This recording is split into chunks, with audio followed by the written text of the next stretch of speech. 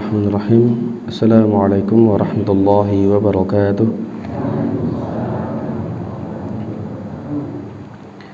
Innal hamdalillah nahmaduhu wa nasta'inuhu wa nastaghfiruh wa na'udzu billahi min shururi anfusina wa min sayyiati a'malina. Man yahdihillahu fala mudilla lahu wa man yudlil fala hadiya lahu. Asyhadu an la ilaha illallah wahdahu la syarika lah wa asyhadu anna Muhammadan abduhu wa rasuluhu alladzi la rasula wa nabiyya ba'dah. Allahumma salli wa sallim wa barik wa an'im ala abdika wa rasulika Muhammadin wa ala alihi wa sahbihi ajma'in. Ya ayyuhalladzina amanu taqullaha haqqa tuqatih wa la tamutunna illa wa antum muslimun. وقال تعالى يا أيها الناس اعبدوا ربكم الذي خلقكم من نفس واحدة وخلق منها زوجها وبث منهما رجالا كثيرا ونساء واتقوا الله الذي تساءلون به والأرحام إن الله كان عليكم رقيبا. وقال يا أيها الذين آمنوا اتقوا الله وقولوا قولا سديدا يصلح لكم أعمالكم ويغفر لكم ذنوبكم ومن يطع الله ورسوله فقد فاز فوزا عظيما. أما بعد. Yang kami hormati segenap takmir Masjid Ka'bah Nur, yang kami hormati bapak-bapak dan ibu-ibu segenap hadirin salat maghrib yang semoga senantiasa dirahmati Allah Subhanahu wa taala. Pertama, mari kita panjatkan syukur kehadirat Allah Subhanahu wa taala yang mana pada kesempatan malam hari ini kita kembali dikumpulkan oleh Allah Subhanahu wa taala di Masjid Ka'bah Nur ini. Kita berharap semoga pertemuan kita pada malam hari ini mendatangkan keberkahan bagi kita semuanya. Allahumma amin. Salawat dan salam semoga tercurah limpahkan kepada baginda Nabi Agung Muhammad sallallahu alaihi wasallam dan juga kepada keluarga, para sahabat dan mereka yang mengikuti beliau hingga hari akhir nanti. Bapak Ibu yang kami hormati, kalau ditanya kenapa Bapak Ibu jadi muslim, kenapa Bapak Ibu jadi seorang muslim, jawabannya apa? Masya Allah, biar gampang masuk surga ya. Alhamdulillah. Yang lainnya ada enggak?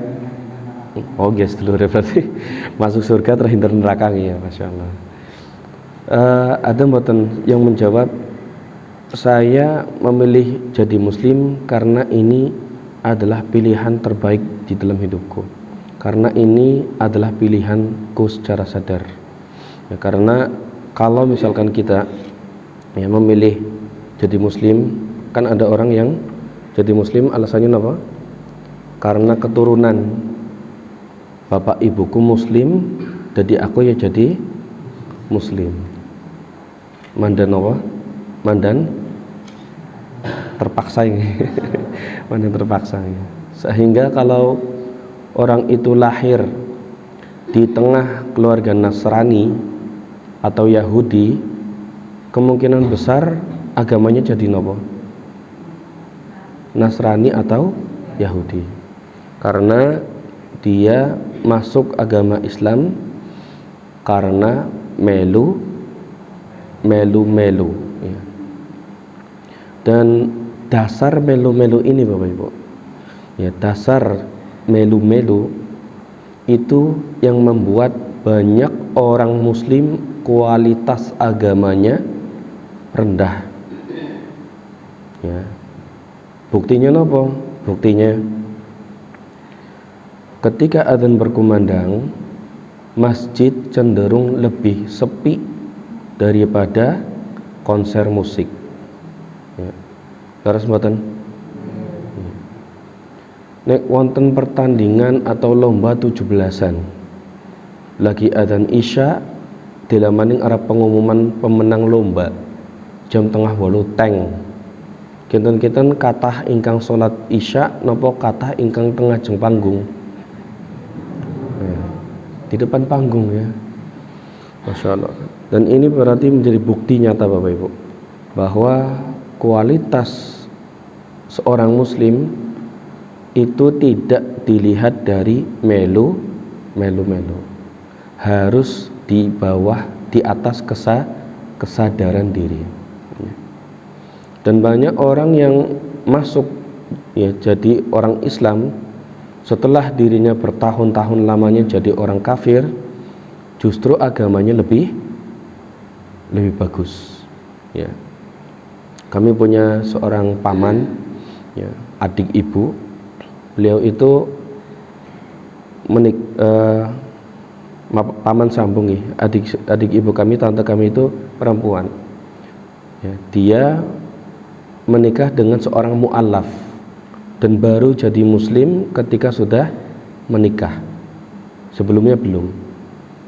Dan karena dia itu semangat dalam mencari agama Islam, belajar agama, pokoknya penasaran banget.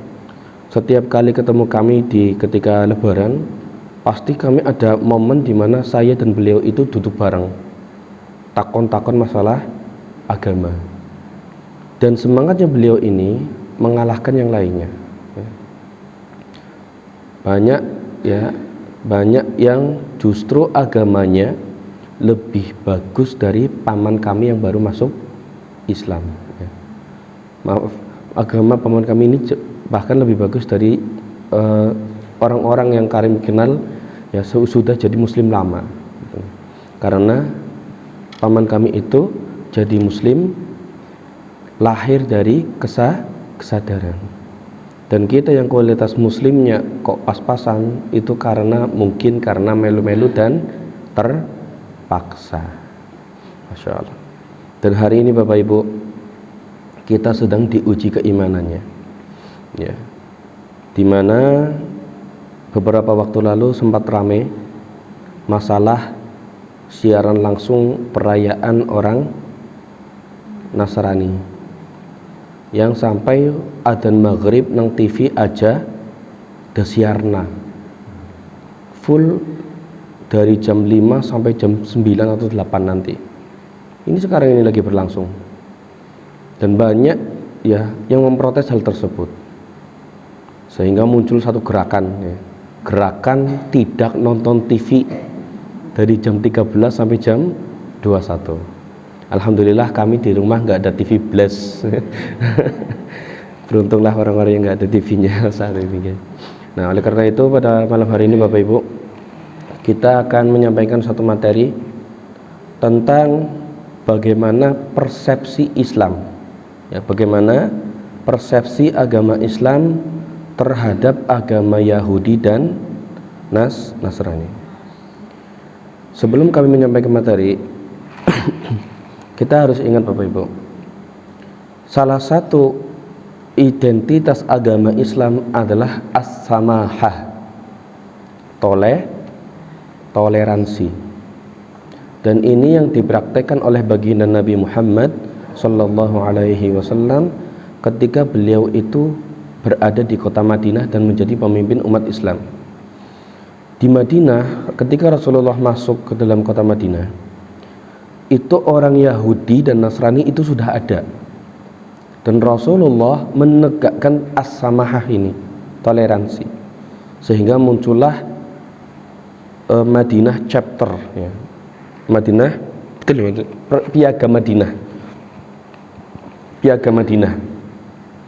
Isinya perjanjian untuk saling menghormati. Ya, kalau orang Yahudi lagi ngibadah, orang Islam nggak boleh ganggu.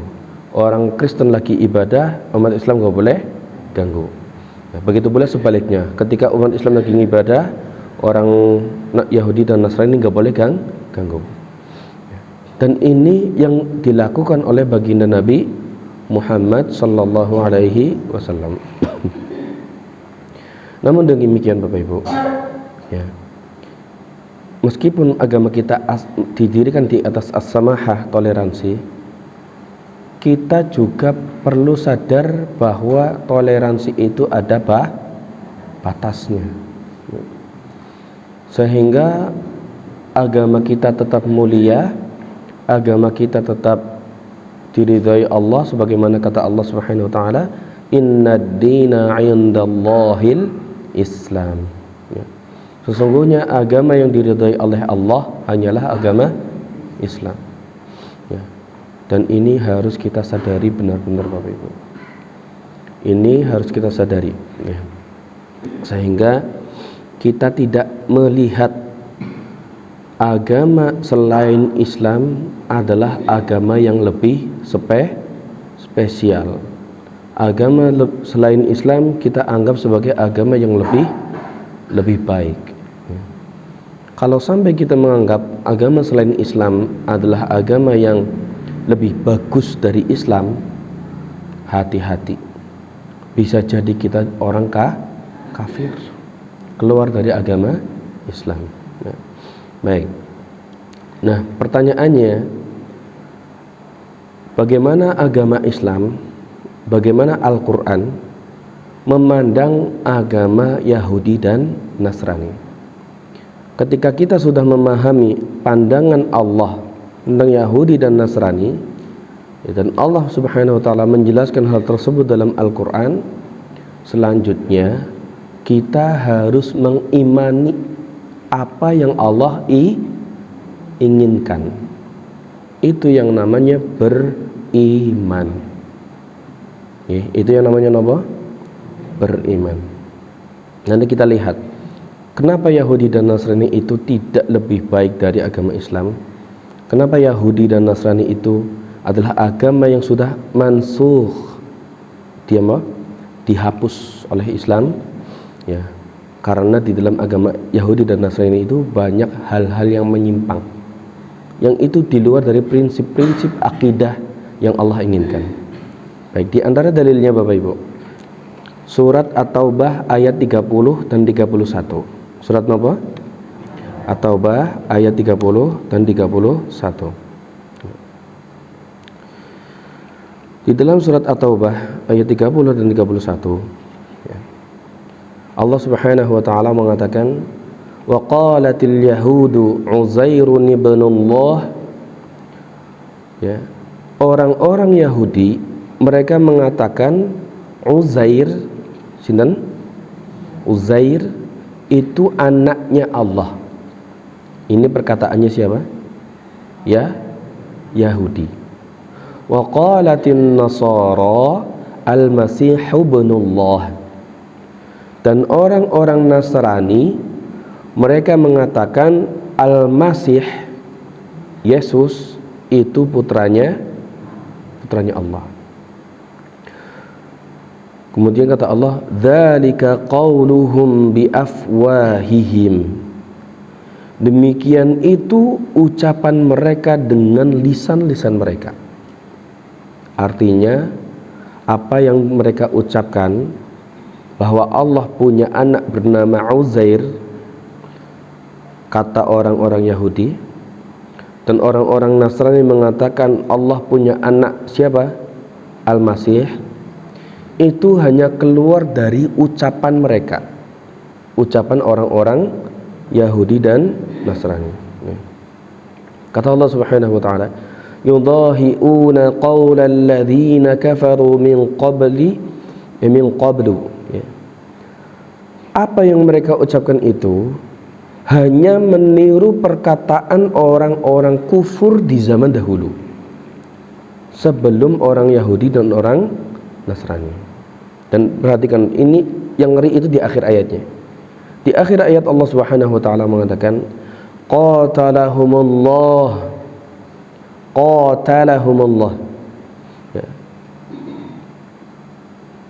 Qatala itu memerangi, Allah itu memerangi mereka semua. Qatalahumullah. Anna yufakun. Bagaimana mungkin mereka bisa berpaling? Setiap orang, orang Nasrani dan orang Yahudi, Allah jelaskan di dalam ayat ini, mengatakan bahwa Al-Masih adalah putranya Allah, Uzair adalah putranya Allah, diakhiri dengan kata-kata mereka dilaknat oleh Allah. Artinya ucapan mereka ini diridhoi napa mboten?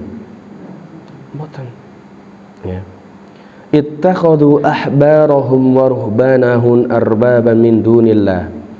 Ya, kemudian di antara hal yang kurang baik di dalam mereka menjadikan orang-orang alimnya, rahib-rahib mereka sebagai rob selain Allah. Ya, arbaban min dunillah wal masih ibn Maryam, dan mereka juga mempertuhankan Al-Masih bin Maryam. Ya. Ini faktanya. Di kalangan orang-orang Nasrani, Yesus itu salah satu dari berapa Tuhan? Nasrani itu punya 3 Tuhan. Tuhan Bapa, Roh Kudus, dan Tuhan Anak, Yesus, Isa, Nabi Isa. Dan Nabi Isa dianggap sebagai Tuhan yang ketiga dari 3 Tuhan. Ya. Dan ini bertentangan dengan apa? Akidah Islam. Dan kata Allah Subhanahu wa taala, "Wa ma umiru illa liya'budu ilahan wahida." Dan mereka hanya disuruh untuk menyembah Rob yang satu. Siapa? Allah. Dan Allah di dalam agama Nasrani adalah Tuhan Bapa. Dan mereka sering mengatakan Allah. Ya, sebetulnya mereka sudah tahu Allah, tapi mereka enggan. Mereka inginnya menyembah tiga Tuhan. Huwa subhanahu, la ilaha illa huwa, tidak ada zat yang berhak disembah kecuali hanya Allah, subhanahu amma yusyrikun. Dan Allah katakan, maha suci Allah dari apa yang mereka syirikkan. Maha suci Allah dari apa yang mereka persekutukan. Keyakinan mereka terkait ketuhanan, akidah dan kepercayaan mereka bahwa Allah itu salah satu dari 3 Tuhan merupakan najis yang harus dihilangkan. Sehingga di akhir ayat Allah katakan subhanah, maha suci Allah. Karena keyakinan bahwa Allah itu salah satu dari 3 Tuhan adalah najis syirkiyah, najis ma'nawiyah yang harus dihilangkan. Dan akibatnya apa kalau misalkan keyakinan ini tetap ada? Akibatnya orang tersebut akan masuk ke dalam neraka selama-lamanya. Ya. Baik, ini yang pertama. Kemudian beberapa waktu lalu ada seorang pemuka agama yang mengatakan di dalam Al-Quran itu nggak ada tuh orang yang mengatakan tidak ada disebutkan di dalamnya itu orang yang mengatakan Isa sebagai Tuhan adalah sesat. Nggak ada tuh kata-kata sesat terkait hal tersebut. Seorang pemuka agama lain ingin membela diri, tapi dia lupa dan mungkin nggak cermat. Di dalam Al-Quran surat Al-Ma'idah ayat 72. Surat apa? Al-Ma'idah ayat 72.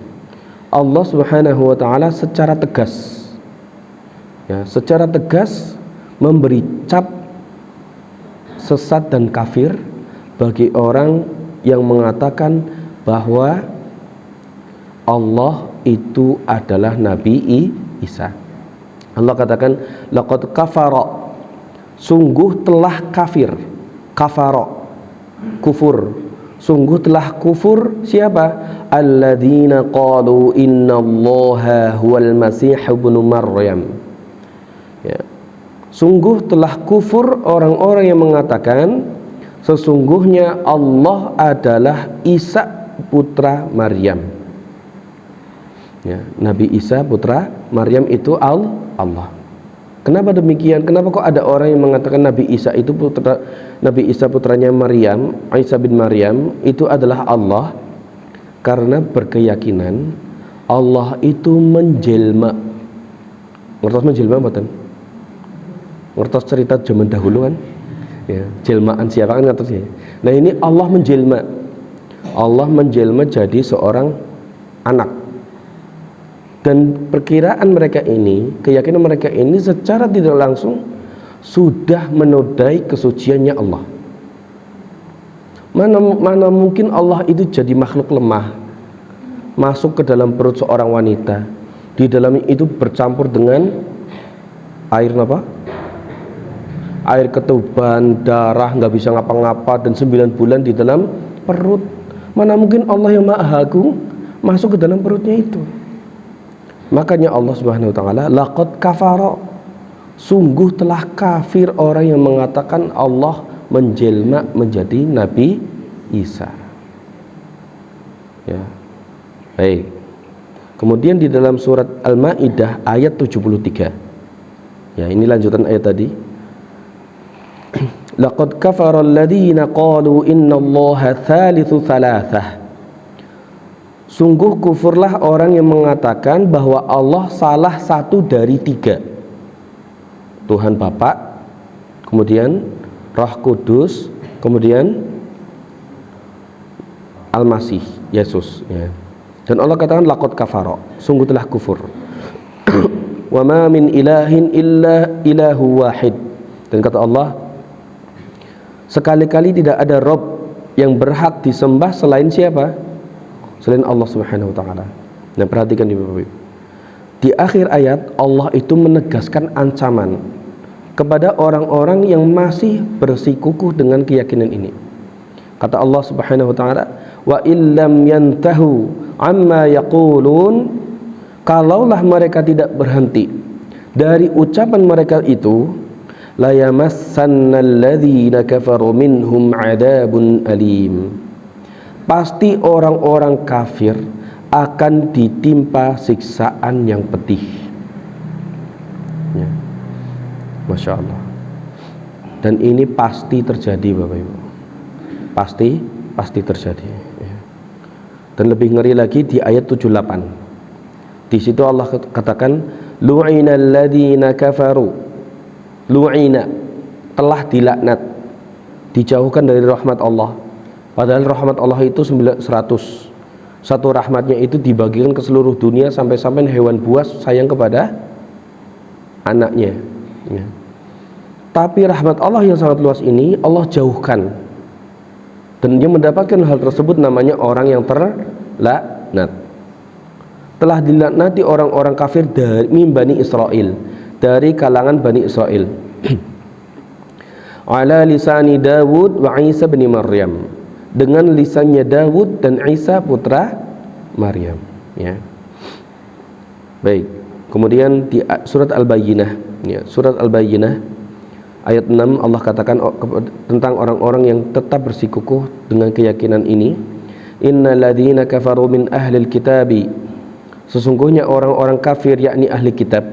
Ahli kitab itu Yahudi dan Nasrani, wal musyrikina, dan orang-orang musyrik, fi nari jahannam khalidina fiha, mereka semuanya masuk ke dalam neraka jahanam. Nari jahannam, jahanam itu neraka yang paling apa? Paling bawah, dikerak. Khalidina fiha, dan mereka enggak akan pernah diangkat dari neraka selama-lamanya. Khalidin, ulaika hum syarrul bariyah. Bahkan Allah cap lagi nih, selain sebagai seorang yang kekal di dalam neraka, Allah katakan tentang mereka syarrul bariyah, makhluk yang paling buruk. Masya Allah. Dari dalil-dalil ini Bapak Ibu, dari dalil-dalil ini, kira-kira orang-orang Yahudi dan Nasrani itu, ya, orang-orang Yahudi dan Nasrani itu berdasarkan objek, ya, persepsi Al-Quran, orang-orang Yahudi dan Nasrani itu mulia apa bukan? Tidak mulia. Allah cemooh mereka, Allah hina mereka, Allah cap mereka, bahkan capnya apa?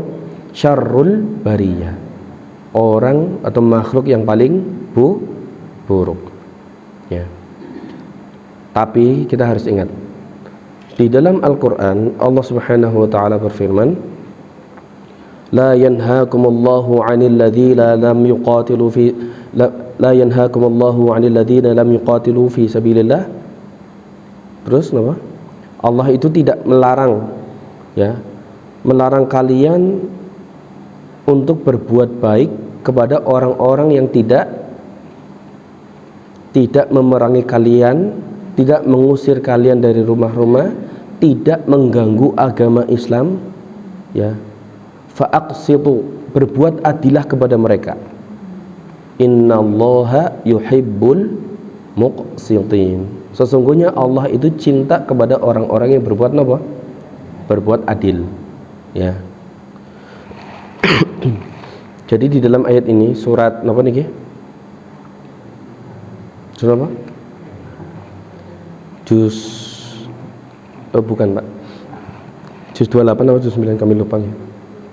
Di situ Allah katakan Allah itu enggak ngelarang kita orang Islam berbuat adil kepada orang-orang Yahudi dan Nasrani.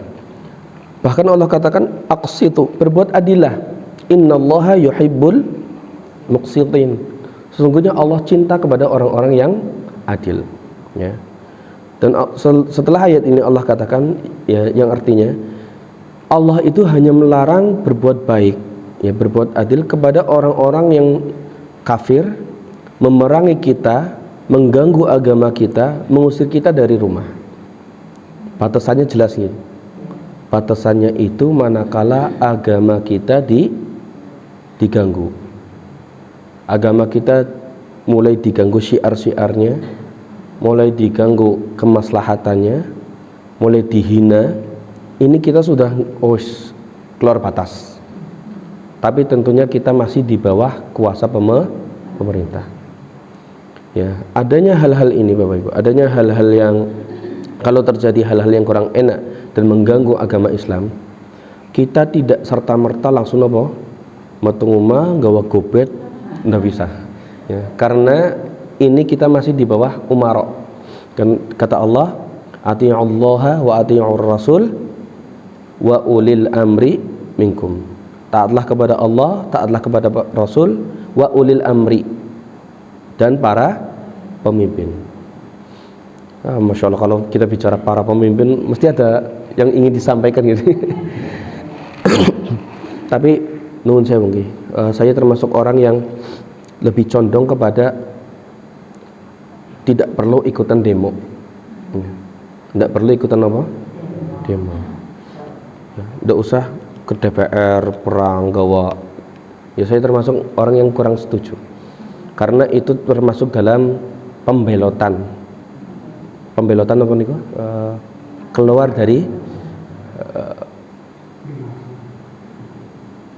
Keluar dari ketaatan, ya. Dan kalau sebuah negara itu sudah keluar dari ketaatan pada pemerintah, negara itu bisa kita katakan akan kolaps suatu saat. Banyak yang sudah terjadi di Mesir dulu pernah tahun 2010-2011, ya. Ramai, akhirnya mahasiswa Indonesia yang di Al-Azhar langsung pada pulang, ya. Kemarin di mana? Di Bangladesh, ya. Di Bangladesh sama Pakistan. Di Bangladesh sepertinya, ya. Pemerintah yang apa? Yang katanya banyak korupsinya, akhirnya dia apa? Diburu. Akhirnya orang-orang sipil, anak kecil, perempuan pun meninggal dunia. Dan itu pasti terjadi Bapak Ibu. Makanya ya, kalau kita, agama kita diganggu oleh orang-orang Yahudi dan Nasrani, memang kita harus marah. Memang kita harus tidak ridho dan benci. Akan tetapi kita masih di bawah ketaatan pada pemerintah. Ya, seburuk-buruknya pemerintah, misalnya memang pemerintah itu buruk, nyatanya sekarang kita masih bisa sholat, nggih. Masih bisa sholat, masih bisa puasa, masih bisa baca Quran, dan ini nikmat keamanan. Alhamdulillah. Kita syukuri dengan rajin belajar agama, rajin sholat, ya. Jangan karena nggak sesuai dengan politik kita melu rubes. Yang punya nomor saya mesti nggak pernah lihat saya update status tentang Nikola, ya. Karena nama itu hal yang kurang baiknya. Tapi sekali lagi Bapak Ibu, meskipun kita taat pemerintah, ya, kita harus tegas sesuai dengan persepsi agama Islam. Persepsi agama Islam bahwasanya orang-orang Yahudi dan Nasrani itu orang-orang yang Allah ancam masuk ke dalam neraka. Orang-orang yang Allah hinakan, orang-orang yang Allah itu benci. Konsekuensinya, ya, maka kita yang berada di atas agama yang Allah cintai dan ridhoi, jangan sampai menjadi orang di bawah telapak kaki mereka. Kira-kira saged mboten nggih? Menjaga kemuliaan Islam, jangan sampai karena kedatangan orang yang ulama mereka, agama Islam jadi diinjak-injak. Ridho mboten? Allah saja marah kepada mereka, masa kita memuliakan mereka? Ya. Ini sesuatu yang medeni napa mboten? Kira-kira bisa enggak kita memegang prinsip ini Bapak Ibu? Insya Allah saged, ya. Insya Allah saged. Dan kita wajib akan hal tersebut. Kita wajib melakukan hal tersebut. Wajib meyakini bahwasanya tidak ada agama yang lebih mulia dari Islam. Wajib menjaga kehormatan Islam. Wajib menegakkan Islam supaya tetap mulia. Jangan sampai kita berada di bawah telapak kaki orang-orang non-muslim. Ya, Bapak Ibu sudah pahamlah keadaan sekarang. Ya, ini mau diupload mboten nih? Mau diupload mboten Pak? Ya. Sebagian ormas kan sampai apa? Cium tangan, menunduk-nunduk, ya. Masya Allah. Dan ini sudah sadar atau tidak itu meletakkan agama Islam di bawah telapak kaki mereka. Maksudnya pengajian malah dibubarna. Astagfirullahaladzim, ya. Baik, kita lanjut Bapak Ibu. Di dalam hadis Rasulullah Muhammad SAW beliau mengatakan, "Walladzi nafsu Muhammadin biyadih." Demi zat yang jiwa Muhammad di tangannya, demi Allah. Demi Allah. Rasulullah itu orang jujur sampai beliau itu bersumpah. Berarti apa yang beliau akan sampaikan ini merupakan suatu hal yang tegas, jelas, benar. Walladzi nafsu Muhammadin biyadih, demi Allah, la yasma'u bi ahadun min hadhihi al-ummah, ya, tidaklah dari umat ini, ya, Yahudiyun wala Nasraniyun, baik itu Yahudi atau Nasrani, ya, kemudian mereka itu mendengar tentangku, mendengar tentang siapa? Kanjeng Nabi Muhammad SAW. Tidaklah ada umat Yahudi dan Nasrani yang mendengar tentang nubuwah kenabiannya Nabi Muhammad SAW, thumma yamutu, kemudian dia mati, walam yu'min billadhi ursiltu bih, dalam keadaan tidak beriman kepada Nabi Muhammad SAW, illa kana min ashabin nar, kecuali orang tersebut jadi penghuni neraka. Kenapa demikian? Karena di dalam agama mereka, Yahudi dan Nasrani, kedatangan Nabi Muhammad SAW itu sudah disebutkan. Sudah apa? Disebutkan. Boleh saya sampaikan di sini beberapa ayat yang ada di Injil? Mohon izin nggih.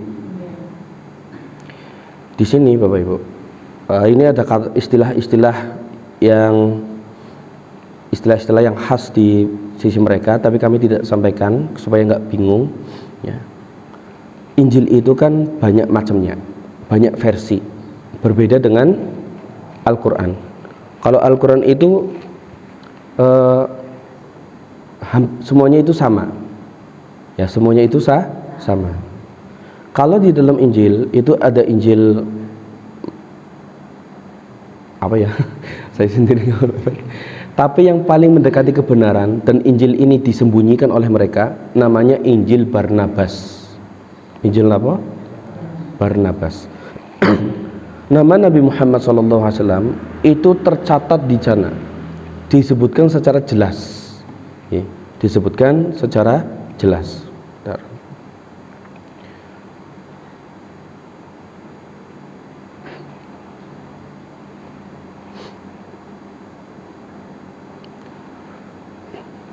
Dijelaskan di sana secara jelas, ya. Di antaranya adalah kutipan, ya. manuskrip Italia ya, Barnabas, angkanya saya sebutkan ya, Barnabas 97.2 9 sampai 10. Nggak tahu ini apakah nomor suratnya atau ayatnya dalam ayat pasalnya. Oh ya, pasal 97 ayat 9 sampai 10. Injil Barnabas. Kami sebutkan. Yesus menjawab, nama Sang Mesias adalah yang terpuji. Yang terpuji di dalam bahasa Arab ada kata hamida. Apa? Hamida. Hamida memuji. Yahmadu seseorang memuji. Yuhmad dipuji.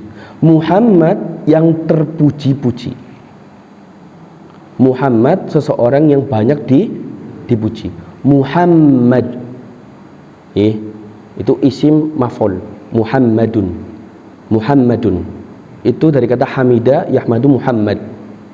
Kalau Mahmud itu dipuji tapi sekali, kalau Muhammad dipuji berkali-kali. Dan ini yang menamakan adalah siapa? Kakek beliau.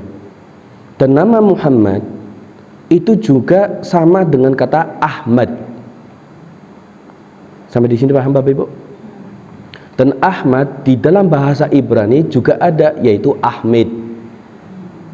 Dan kata Ahmed itu banyak sekali disebut dalam Injil. Di sini Yesus mengatakan nama Sang Mesias. Mesias itu seseorang yang ditunggu. Al-Masih itu yang ditunggu, dijanjikan. Nama Sang Mesias adalah yang terpuji. Bahasa Arabnya Muhammad. Karena Allah sendiri telah memberikan nama itu ketika Ia menciptakan jiwanya dan menempatkannya di dalam kemuliaan surgawi. Allah berkata, nantikanlah Muhammad.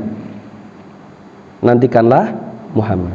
Demi engkau, aku akan menciptakan Firdaus, dunia, dan begitu banyak makhluk yang akan aku serahkan kepadamu sebagai hadiah. Sedemikian rupa sehingga barang siapa memberkahi engkau, dia akan diberkati, dan barang siapa mengutuk engkau, ia akan dikutuk. Ketika aku mengutus engkau ke dalam dunia, aku akan mengutus engkau sebagai utusan keselamatanmu, dan kata-katamu akan menjadi kenyataan. Sedemikian rupa sehingga meskipun langit dan bumi akan gagal, imanmu tidak akan pernah gagal. Muhammad adalah namanya yang terberkati. Kemudian khalayak itu mengangkat suara mereka lalu berkata, oh Allah, utuslah kepada kami utusanmu. Mereka menunggu kedatangan Nabi Muhammad SAW. Oh yang terpuji, datanglah segera demi perdamaian dunia. Di dalam ayat ini disebutkan Nabi Muhammad manakala datang akan membawa perdamaian. Dan ini terjadi.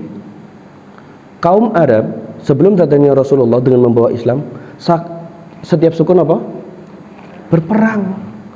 Karena masalah sepele. Ketika agama Islam datang, yang hitam maupun putih semuanya bersatu. Dan ini sesuai dengan yang dijanjikan di dalam Injil. Masya Allah. Nabi Muhammad SAW sudah disebutkan di dalam Injil. Kalaulah mereka benar-benar beriman, mereka semuanya masuk ke dalam agama Islam. Tapi purun boten, nggak mau. Bahkan sampai Nabi Isa nanti ketika Dajjal sudah keluar, Nabi Isa waktu subuh akan datang dengan memegang dua sayap malaikat, rambutnya masih basah dengan air wudhu. Ketika sholat, dia pun akan sholat dengan syariatnya Nabi Muhammad SAW di dalam masjid yang warnanya putih. Ketika Nabi Muhammad Imam Mahdi mau mundur, sama Nabi Isa ditahan, nggak apa-apa kamu aja yang maju. Masya Allah. Berarti dengan ini iman kita harus kuat, mboten? Harus kuat. Sudah banyak bukti. Jangan sampai karena tamu dari luar negeri, ya tamu dari Vatikan, kita langsung meletakkan agama kita itu di bawah kaki mereka. Kita cintai agama kita dan kita bela. Kalaulah Islam itu nggak ada yang bela, siapa lagi? Oke, siap nggih Bapak Ibu? Nonton TV mboten begini. Ampun nggih. Cuma semalam iki lah. Isinya lagi pada badak, jadi nggak usah. Nah, gitu aja. Ini yang bisa kami sampaikan Bapak Ibu. Mudah-mudahan yang sedikit ini bermanfaat. Dan insya Allah pada pertemuan mendatang kita akan lanjutkan kajian fikih kita. Ya. Dipahami mboten niki? Jangan sampai ada salah paham ya. Ya, ini semuanya tapi kami dahului agama kita as-samahah, toleransi, ya, bukan ada agama yang radikal. Tapi kita harus punya keimanan kuat bahwasanya agama Islam itu paling tinggi dan mulia. Ya baik, itu saja yang bisa kami sampaikan. Terima kasih atas perhatiannya. Mari kita akhiri dengan doa kafaratul majelis. Subhanakallahumma wa bihamdika asyhadu an la ilaha illa anta astaghfiruka. Sallallahu ala Muhammad walhamdulillah. Wassalamualaikum warahmatullahi wabarakatuh.